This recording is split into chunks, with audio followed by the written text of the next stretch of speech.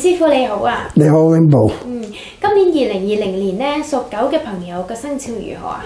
嗱，屬狗嘅朋友咧，今年有多少犯孤獨，但係亦都有個血星喺度，但係同時又有個醫星存在，所以幾樣嘢撈埋一齊噶。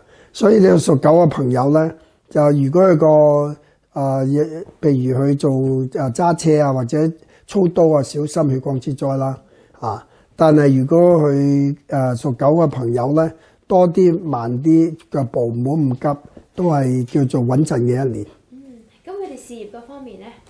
嗱，事業嗰方面嚟講咧，就譬如佢做啲睇下做乜行業，譬如佢做手術醫生啦，做屠宰個行業啦，或者係做一啲叫做同帶血有關行業都好好呢方面。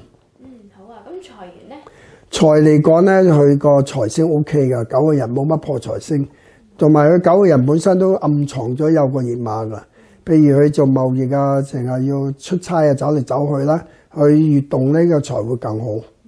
咁感情嗰方面咧？感情方面就弱咗啲，因為孤獨星比較重，就平淡是福啦，睇下點睇啦。